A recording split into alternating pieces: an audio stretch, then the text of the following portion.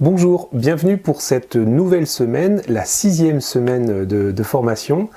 Alors, pour les 4 jours à venir, c'est-à-dire lundi, mardi, mercredi et jeudi, je vous propose de faire ce dont on avait parlé, c'est-à-dire une carte pour envoyer à vos amis.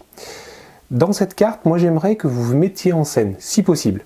Je vais vous montrer quelques exemples, et moi par exemple, je me suis pris devant un fond uni de façon à pouvoir écrire un message derrière moi.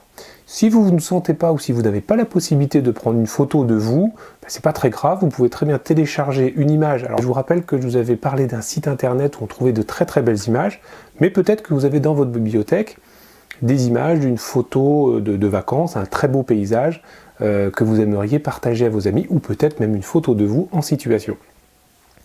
Si vous en êtes d'accord, eh bien vous pourrez me renvoyer à la fin de la semaine votre composition et j'essaierai de la mettre en vitrine avec un petit message de soutien aux personnes qui sont confinées. On est parti pour une semaine de cours, alors eh bien, on y va maintenant.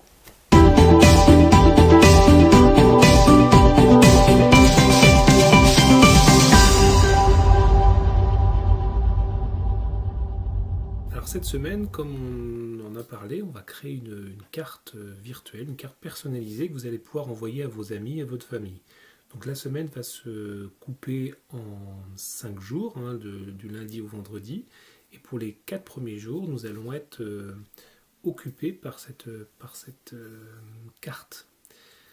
Vendredi, on fera une visite virtuelle. Je vous prépare une petite surprise. Pour lundi, aujourd'hui, donc nous verrons, on va redimensionner votre image et on va ajouter un cadre autour grâce à un logiciel que vous avez forcément qui s'appelle Paint. Mardi, on va apprendre à télécharger des polices d'écriture qui nous serviront à ajouter un texte dans notre carte, dans l'espace vide que je vous ai demandé de réserver. Mercredi, on utilisera une autre fonctionnalité de Windows 10 qui améliore l'utilisation de Paint puisqu'il s'agit de Paint 3D. On ajoutera des petites choses à notre carte. Et enfin, jeudi, je vous montrerai comment est-ce qu'on fait pour envoyer un mail à beaucoup de personnes. Donc, quel que soit votre logiciel de messagerie, quel que soit votre abonnement, que vous soyez chez Orange, chez SFR ou chez un autre, je m'arrangerai pour que vous puissiez tous faire cette partie du cours. Pour vendredi, on fera donc une petite visite virtuelle pour finir la semaine et vous occuper ce week-end, peut-être un des derniers week-ends de confinement. Eh bien, on n'a plus qu'à commencer maintenant. Alors, peut-être que vous avez réalisé déjà vous-même une photo. Alors, moi, ce que j'ai fait comme photo, je vais vous montrer. Alors, ce sont dans mes images. Et j'ai fait cette photo-là. Si vous voulez bien me l'ouvrir. Hop, ok, voilà. J'ai fait cette photo-là. Donc, je me suis pris en photo. Et sur le côté, j'ai donc tout un espace pour pouvoir écrire un texte. Et puis, j'ai ouvert ma main. Là, vous verrez, c'est une des fonctionnalités ensuite de Paint 3D qui pourrait être utile. Si vous n'avez pas de photo de vous, si vous n'avez pas la possibilité d'en prendre une, ou si vous ne savez pas comment faire pour récupérer votre photo depuis votre appareil photo sur votre ordinateur, alors je peux vous renvoyer sur les premiers cours qu'on a fait en première semaine, mais c'est pas très grave, peut-être que vous ne sentez pas de vous prendre en photo. Vous avez possibilité d'aller chercher une image sur internet. Alors je ne sais pas si vous vous rappelez, nous avons fait, alors c'était en 2e semaine je crois, on a été sur le site qui s'appelle Pixabay. Alors pixabay.com, et sur ce site vous avez possibilité d'aller chercher des photos. Alors moi j'ai cliqué donc, vous voyez Pixabay en haut, et puis j'ai ensuite cliqué sur photo, et quand je descends donc il va me proposer plusieurs images. Alors il va y avoir un impératif plus ou moins pour la photo, c'est soit la photo va être toute sombre, soit la photo va être très claire, ou soit la photo va avoir un endroit où on peut écrire. Par exemple cette photo est plutôt une photo qui est pas mal pour faire ce qu'on a à faire, puisque vous avez une jolie photo déjà, et un grand emplacement nu dans lequel on va pouvoir écrire un texte. Si vous prenez les abeilles, c'est pas mal, parce que c'est plutôt sombre. Si vous écrivez par exemple avec une couleur blanche, on verra votre texte, quoique.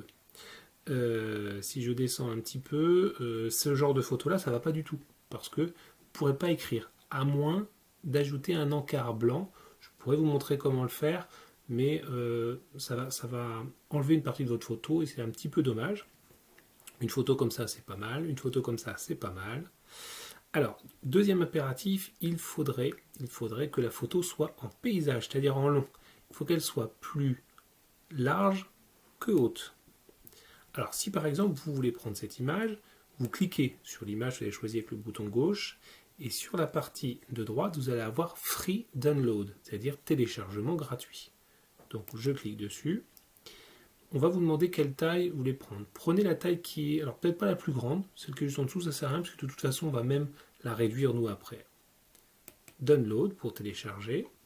On vous demande de cocher une petite case pour prouver que vous n'êtes pas un robot qui est en train de pomper toutes les images. Et vous cliquez donc sur Download. Si vous utilisez Google Chrome, vous verrez en bas à gauche votre image qui s'est téléchargée. Si vous utilisez Mozilla, ce sera en haut à droite, et si vous utilisez Edge, ce sera au milieu en bas. Donc votre image, si vous cliquez sur la petite flèche, vous allez voir dans Afficher dans le dossier, et vous allez voir qu'elle s'est téléchargée dans le dossier qui s'appelle Téléchargement, tout simplement. Hein, donc mon image, c'est celle-ci, Street quelque chose, voilà, elle est là. Hein, ok. Donc voilà le principe de ce que vous avez besoin de faire. Donc soit vous téléchargez une image, soit vous photographiez, ce qui est à mon avis peut-être un petit peu plus sympa. Alors, dans tous les cas, vous allez aller rechercher votre image. Donc vous allez soit dans le téléchargement, soit dans Images, enfin à l'endroit où se trouve votre photo, et vous allez cliquer avec le bouton droit dessus. Vous allez choisir ensuite Ouvrir avec, et dans la liste, vous devriez avoir à coup sûr Paint. Alors, pas tout de suite Paint 3D, on l'utilisera après, mais vous avez Paint. Alors, c'est obligé que vous ayez Paint sur votre ordinateur, puisque Paint fait partie de Microsoft Windows depuis le début. Alors, mon logiciel Paint s'est ouvert, et il a ouvert ma photo. On ne dirait pas comme ça, mais en fait, la photo, elle est dans le fond. Alors, hop, je vais vous montrer que c'est bien ma photo, puisque voilà, ma tête, hop, c'est bien moi. Ok. Alors, ce qu'on va faire dans un premier temps, c'est qu'on va réduire cette photo. Peut-être que vous, votre photo est un peu plus petite, un peu plus grande, je ne sais pas.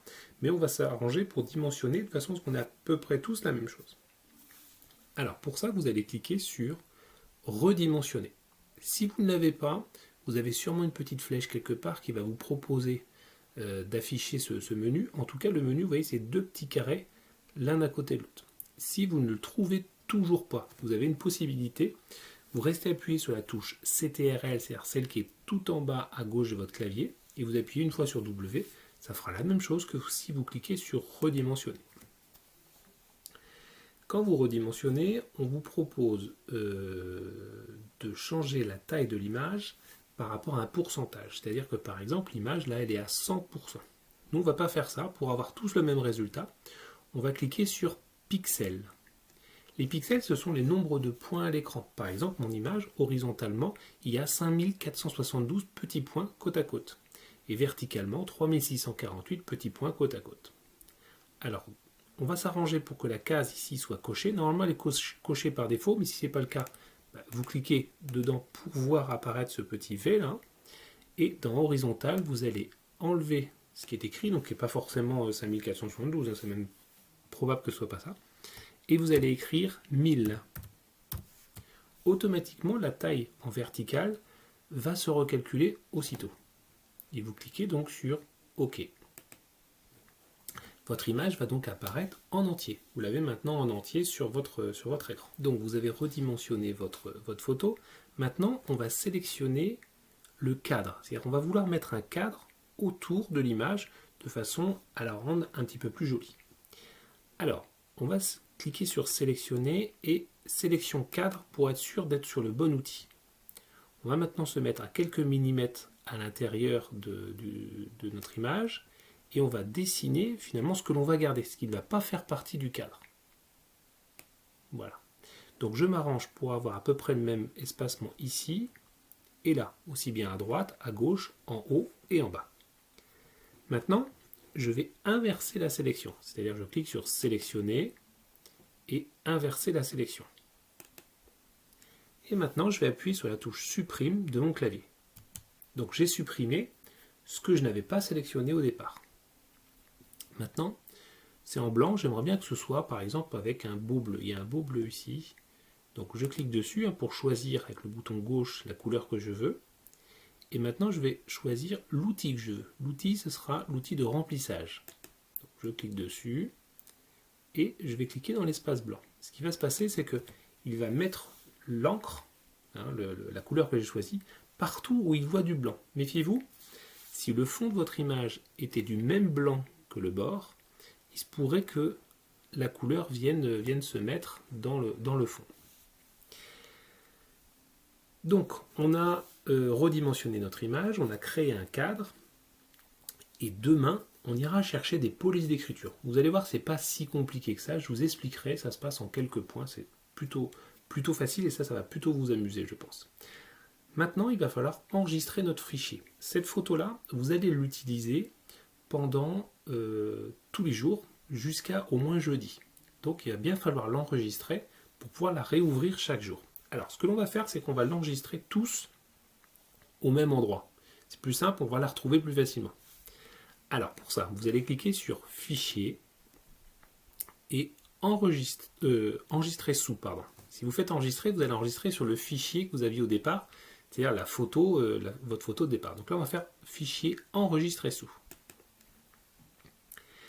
Il va vous demander où vous voulez l'enregistrer. Alors, vous allez vous arranger pour être dans Images. C'est possible que vous ne soyez pas dans Images, là. Donc, si ce n'est pas le cas, vous regardez sur le côté gauche et vous cliquez bien sur Images. Et ensuite, on va lui donner un nom. On va l'appeler Confinement. Tiens. Voilà, Confinement. Comme ça, on se rappellera. Et demain, on pourra récupérer cette photo pour pouvoir écrire dessus. Donc, vous cliquez sur Enregistrer. Voilà. Normalement, en haut, ce sera écrit confinement.jpg peut-être, mais en tout cas, confinement. C'est terminé. Donc, on se revoit demain pour télécharger des polices d'écriture.